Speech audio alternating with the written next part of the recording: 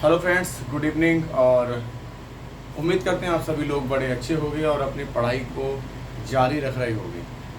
तो जैसे कि आप सभी को पता है, कल हमने अपनी पिछली कक्षाओं में जो पढ़ा था वो आर्टिकल 1, आर्टिकल 2 और आर्टिकल 3 को बहुत अच्छे तरीके से कवर किया था। जो जो वहाँ से क्वेश्चन बन सकते थे वो हमने बताया आपको। और आज जो हम करने जा रहे हैं वो आर्टिकल 4 करने जा रहे हैं। ठीक है, तो भारतीय संविधान का आर्टिकल नंबर 4 हम करने जा रहे हैं। इसको हम अच्छे से देखेंगे आज, है ना। भारतीय संविधान का आर्टिकल नंबर 4। तो मैं आपको थोड़ा सा रिवाइज करा देते हैं। ठीक है, आर्टिकल नंबर 1 जो हमने पढ़ाया था उसमें साफ शब्दों में ये लिखा हुआ था कि जो उसमें 2 नाम दिए गए थे, इंडिया और भारत, जैसे कि मैंने आपको बताया था, है ना, कि इंडिया अर्थात भारत राज्यों का संघ होगा, है ना। ये हमारा आर्टिकल 1 में था, उसमें अलग अलग प्रावधान थे। आर्टिकल नंबर 2 में नए राज्यों की स्थापना और नए राज्यों का प्रवेश था। आर्टिकल नंबर 3 जो हमने कल डिस्कस किया था, है ना, तो उसमें हमारा क्या था, उसमें हमारा था कि जो नए राज्यों का मतलब मान लीजिए एक राज्य है, उसकी जो सीमा को घटाना, उसकी सीमाओं को बढ़ाना, है ना, या उसके नाम में परिवर्तन, ये सारी हम चीज़ें कल हमने आर्टिकल नंबर 3 में कर लिया था। ठीक है, चलिए ये फैन बंद कर दीजिएगा, बहुत आवाज़ कर रहा है। ठीक है, तो अभी देख लीजिए, थोड़ा सा डिस्टर्ब कर रहा था फैन, हमने उसको बंद करवा दिया है। ठीक है, चलिए, तो आर्टिकल नंबर 1, आर्टिकल नंबर 2 और आर्टिकल नंबर 3 को हमने संक्षेप में रिवाइज कर लिया है। आज हम अपने अगले आर्टिकल की तरफ बढ़ रहे हैं, आर्टिकल नंबर 4 की तरफ। ठीक है, तो आर्टिकल नंबर 4 में मैं आपको एक बार बता देता हूँ, याद रखिएगा। इसमें आर्टिकल में जो हम डिस्कस करने वाले हैं वो आर्टिकल नंबर 4 अगर आपको अच्छे से पढ़ना है तो कुछ पॉइंट्स आपको अच्छे से याद करने पड़ेंगे। अगर आपने ये पॉइंट याद नहीं किए हैं तो याद रखना, फिर आप आर्टिकल 4 आप कभी नहीं पढ़ पाओगे। अगर आपको आर्टिकल अनुच्छेद नंबर 4 अगर आपको सही से माइंड में फिक्स बैठाना है तो जो मैं आपको बता रहा हूँ वो पॉइंट्स हमेशा याद रखिएगा।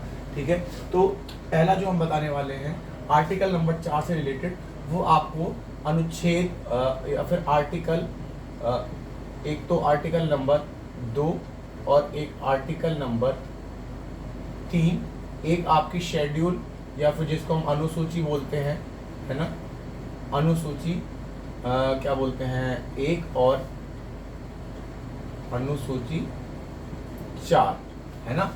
भारतीय संविधान का आर्टिकल नंबर 3, भारतीय संविधान का आर्टिकल नंबर 2, अनुसूची को हम शेड्यूल बोलते हैं 1 और अनुसूची 4, ये आप, और इसके साथ में एक और आपको आर्टिकल नंबर 368। तो भाइयों ध्यान रखना, जब आप आर्टिकल नंबर 4 पढ़ रहे हो, मैं आपको फिर बता दे रहा हूँ, हिंदी मीडियम के छात्रों, जो भी छात्र हैं, है ना, अनुच्छेद नंबर 4 जब आप पढ़ रहे हैं तो आपको article number 2, article number 3, article number 368, अनुसूची 1 और अनुसूची 4 आपको अपने माइंड में सेट रखना है। ये 4 जो मैंने आपको वर्ड बताए हैं 5 लाइन में, आर्टिकल 2, 3, 368 और अनुसूची 1 और 4, ये आपको अपने माइंड में सेट करके रखने हैं। अगर आपको ये इनके बारे में नहीं पता है तो याद रखिएगा आप आर्टिकल नंबर 4 को नहीं पढ़ पाएंगे। ठीक है, जैसा मैंने आपको कल बताया था, जब मैं आर्टिकल नंबर 3 आपको पढ़ा रहा था तो मैंने जब क्लास समाप्त होने वाली थी उससे पहले मैंने 368 का जिक्र किया था। ठीक है, तो 368 का जिक्र हमारा यहाँ पे भी है। ठीक है, तो समझ लीजिएगा। चलिए आगे बढ़ते हैं। तो आर्टिकल नंबर 4 हमारा ये कहता है, थोड़ा ध्यान से सुनिएगा, कॉपी और पेन अगर आपके पास में होगा तो एक एक वर्ड को लिखते जाइएगा।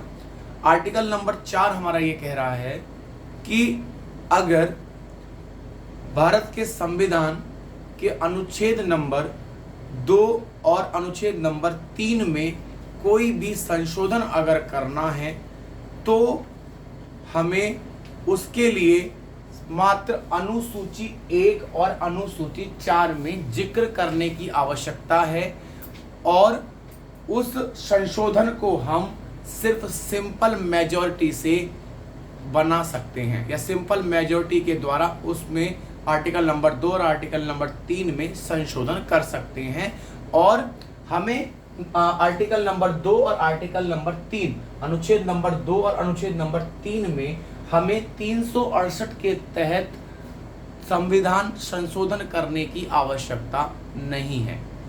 ये आप सुनिएगा, फिर मैं आपको एक बार बता रहा हूं भाइयों, सही से सुनिएगा, क्योंकि जब आपका प्रीलिम का एग्जाम होता है, कोई भी एग्जाम होता है, चाहे वो यूपीएससी का है, चाहे वो एसएससी का है, चाहे बैंक का है, जब पॉलिटी से क्वेश्चन पूछे जाते हैं तो बड़ी बारीकी से पूछे जाते हैं।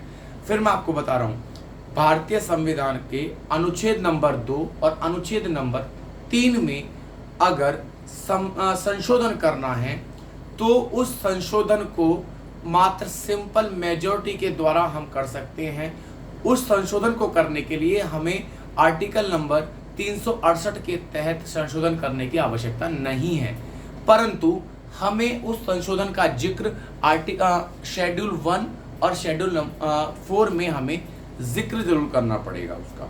ये हमारी थोड़ी सी डेफिनेशन थी और उम्मीद करता हूं इस पूरी एक डेफिनेशन से आपको सब कुछ समझ में आ गया होगा। हालांकि अगर आप भारतीय संविधान को उठाएंगे तो जो उसमें लैंग्वेज लिखी हुई है वो बहुत टफ तरीके से लिखी हुई है, बहुत कठिन शब्द आते हैं जिससे कि आप नहीं समझ पाओगे, परंतु मैंने एक सार निकाला है उस पूरे आर्टिकल 4 का, जो ये कह रहा है कि आर्टिकल नंबर 2 और आर्टिकल नंबर 3 में संशोधन करने के लिए 368 की आवश्यकता नहीं है, परंतु उस संशोधन का जिक्र हमें अनुसूची 1 और अनुसूची 4 में अवश्य करना है। एग्जाम्पल के तौर पे समझिएगा, ठीक है। मैं इसको अभी रफ कर दे रहा हूं, उम्मीद है आप सब लोगों ने नोट कर लिया होगा, ठीक है। चलिए आर्टिकल नंबर 4 की बात देखिए। अनुच्छेद हमारा 2 क्या कह रहा था? अनुच्छेद हमारा 2 और अनुच्छेद हमारा 3, दोनों अनुच्छेद क्या कह रहे थे? अनुच्छेद नंबर 2 ये कह रहा था नए राज्यों का प्रवेश, नए राज्यों का प्रवेश या स्थापना, यही था जो हमने लास्ट क्लास में पढ़ा था। अनुच्छेद नंबर 3 ये कह रहा है कि ये जो राज्य हैं, राज्यों या राज्य क्षेत्रों की सीमा में परिवर्तन, है ना। और परिवर्तन भी कैसा, ऐसा नहीं है सिर्फ घटेगा ही घटेगा या बढ़ेगा ही बढ़ेगा। सीमा में परिवर्तन का मतलब है वो घट भी सकता है और बढ़ भी सकता है, मतलब घटाया भी जा सकता है और बढ़ाया भी जा सकता है, ठीक है। दूसरा और क्या बोला था हमारा अनुच्छेद 3 में, क्या और जिक्र था कि दो राज्य क्षेत्रों को आपस में मिलाकर एक नए राज्य का गठन, है ना। 2 या अधिक राज्य क्षेत्रों को मिलाकर नए राज्य का गठन, है ना। ये है ये हमारा आर्टिकल नंबर 3 जो हमने कल पढ़ा था, ठीक है। चलिए, तो ये सारे हमारे वो थे। या फिर किसी 2 राज्य को अलग अलग कर, है ना, किसी राज्य को पृथक करके ना, अलग करके नए राज्यों का गठन, ये हमारा आर्टिकल नंबर 3 कह रहा था। तो शायद आपको रिवाइज भी हो गया होगा, बहुत अच्छा आज फायदा हुआ है क्लास का कि आपको जो पिछली क्लास थी उसका रिवीजन बड़ा अच्छे तरीके से हो गया होगा, ठीक है। तो ये हमारा अनुच्छेद नंबर 2 और 3 था। अब समझिए आर्टिकल नंबर 4 क्या कह रहा है, ध्यान लगा के सुनिएगा, ठीक है। चलिए, अब अगर मैं आर्टिकल नंबर 2 में संशोधन करना चाहता हूं, अभी मैं सिर्फ और सिर्फ इसमें संशोधन करना चाह रहा हूं, आर्टिकल नंबर 2 में, ठीक है। आर्टिकल नंबर 2 में मुझे संशोधन करना है, नए राज्यों का प्रवेश करना है। अब जो नए राज्य का प्रवेश करना है मुझे, ये याद रखिएगा, नए राज्यों के प्रवेश के लिए मुझे और कुछ भी नहीं करना है। अगर मुझे कोई भी नया राज्य की स्थापना करनी है तो मुझे आर्टिकल नंबर 368 के तहत कोई भी संशोधन करने की आवश्यकता नहीं है। मुझे नए राज्य का प्रवेश करना है तो मैंने क्या बताया था, सिंपल मेजॉरिटी से आप उसमें संशोधन कर सकते हो। अगर मुझे अनुच्छेद नंबर 3 में कुछ करना है संशोधन, है ना, तो मुझे इसमें देखिए अनुच्छेद 3 में क्या बोल रहा है। एक तो आपको बोल रहा है कि किसी राज्य को अलग करके, उसके साथ राज्य क्षेत्रों को अलग करके नए राज्य का गठन कर सकते हैं, या फिर दो या दो से ज्यादा राज्य को आपस में मिलाकर उसका गठन कर सकते हैं, या फिर किसी भी राज्य क्षेत्र की सीमा में परिवर्तन कर सकते हैं। देखिए समझिए कैसे। अब देखिए 300 क्या नाम है, अनुच्छेद 3 और 2 में संशोधन। सपोज दैट मेरा ये राज्य है, मान लीजिए ये कोई एक राज्य है, इसका नाम है ए, समझिएगा, ठीक। मैं एक मान लीजिए उत्तर प्रदेश मान लीजिए, मैं इस राज्य को उत्तर प्रदेश मान लेता हूँ, उत्तर प्रदेश, ठीक है। और ये हालांकि ये स्ट्रक्चर, ये आकार नहीं है उत्तर प्रदेश का, सिर्फ मैं आपको एक एग्जांपल के तौर पे बता रहा हूँ। ये यूपी है हमारा, ठीक है। आप कोई भी स्टेट ले सकते हैं, सिर्फ एग्जांपल के तरीके से। आप हरियाणा ले सकते हैं, आप गुजरात ले सकते हैं, आप राजस्थान ले सकते हैं, आप असम ले सकते हैं, कुछ भी ले सकते हैं, ठीक है। यूपी है। अब इसका जो मान लीजिए जो एरिया है वो XYZ है, ठीक है। अब मुझे क्या करना है, ये जो जगह है, ये जो राज्य क्षेत्र है, ये वाला जो राज्य क्षेत्र है, मुझे इस राज्य क्षेत्र को भी अब इस यूपी में मिलाना है ना, इस यूपी में मिलाना है। सपोज दैट मैंने ये यूपी में मिला दिया। अब क्या करना पड़ेगा, अब यूपी का जो राज्य है, वो जो क्षेत्र है, क्षेत्रफल जो है वो बढ़ गया। पहले जो इतना था अब वो इतना हो गया है, ठीक है। अब क्या है, अब ये जो मैंने संशोधन कर, अब मैं इस राज्य को, सीमा को ऐसे नहीं बढ़ा दूंगा, है ना। सीमा की जो राज्य की सीमा है उसको मैं ऐसे नहीं बढ़ा दूंगा कि बस मैंने बोल दिया। मुझे संशोधन करना पड़ेगा, चाहे वो सिंपल तरीके से हो, मुझे संशोधन करना पड़ेगा। लेकिन ये जो संशोधन मैंने राज्य सीमा में करा है आर्टिकल नंबर 3 के तहत, अब मुझे क्या करना पड़ेगा, इस संशोधन को मैं 368 के तहत नहीं कर पाऊंगा। 368 क्या कहता है, 368 ये कह रहा है कि राष्ट्रपति के हस्ताक्षर जरूरी है, उसकी सहमति जरूरी है। और दूसरी चीज वो ये कह रहा है कि ये जो आप प्रस्ताव रखोगे, जो संशोधन करोगे, इसका जो प्रस्ताव पारित होगा जहां लोकसभा और उसमें जो आपका पार्लियामेंट है वहां पे, उसमें क्या होगा, जितने आपके मेंबर हैं पार्लियामेंट में, है ना, उसमें क्या होगा, उसकी आपकी 50% +1 आपको सहमति चाहिए, तब जाके आप करोगे ये, तब जाके आप संशोधन करोगे। ये कहता है 368, ठीक है। जैसे एग्जांपल के तौर पे मेंबर हैं कितने, 600, है ना।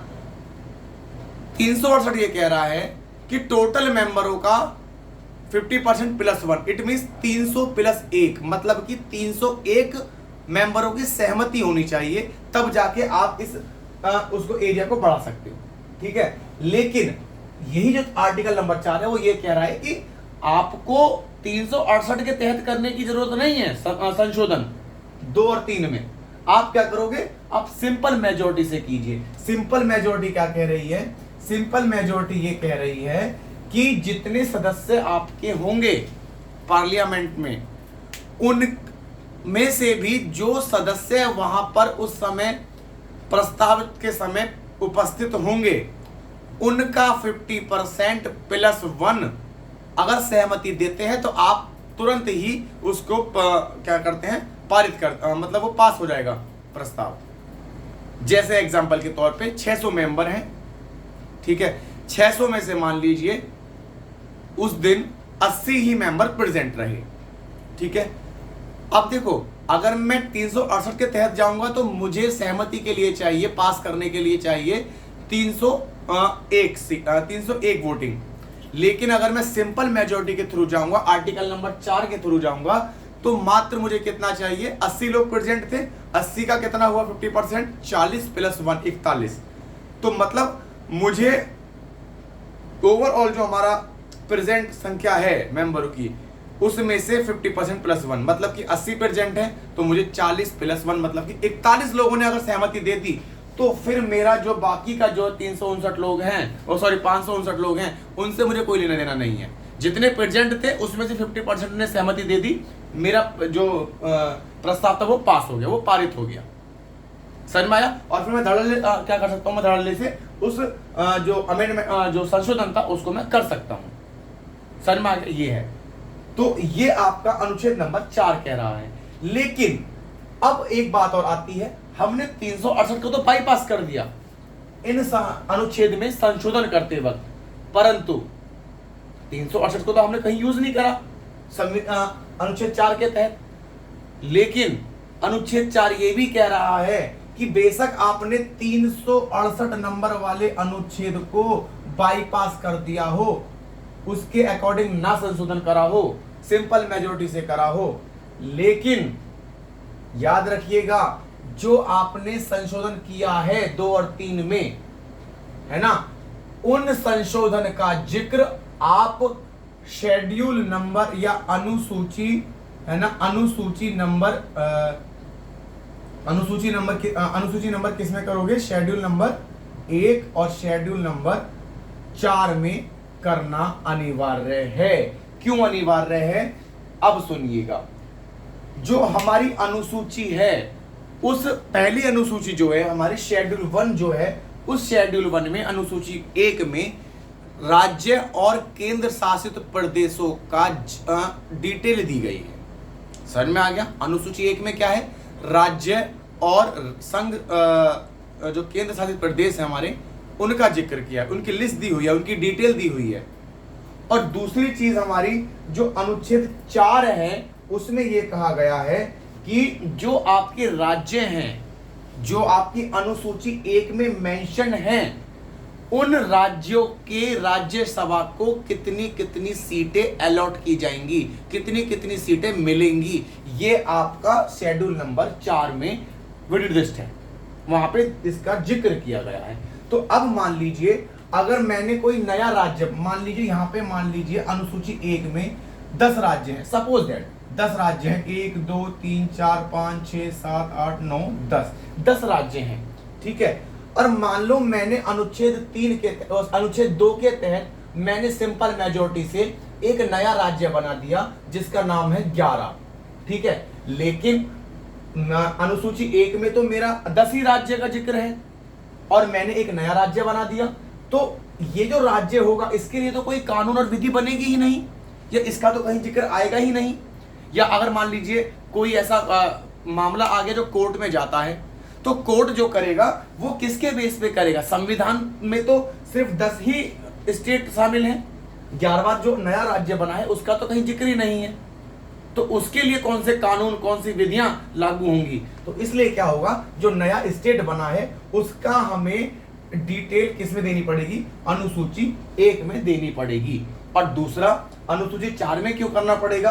क्योंकि भाई जो जितनी सीटें हैं हमारी, गोवा हो गया हमारा, है ना, उत्तराखंड हो गया, उत्तर प्रदेश हो गया हमारा, गुजरात हो गया, राजस्थान हो गया, इस तरीके से पश्चिम बंगाल हो गया, ये इनके लिए तो सीटें अलॉट हैं, ठीक है भाई, इसको इतनी सीटें मिलेंगी। लेकिन जो नया राज्य हमारा बना है अनुच्छेद नंबर 2 के तहत सिंपल मेजोरिटी से, है ना, उसका तो कहीं जिक्र है ही नहीं, तो उसको कितनी सीटें मिलेंगी, फिर वहां पे इलेक्शन कैसे हो पाएंगे, फिर वहां पे चुनाव कैसे हो पाएंगे, फिर वहां पे सरकारें कैसे चलेंगी, सरकारें कैसे गठित होंगी वहां पे?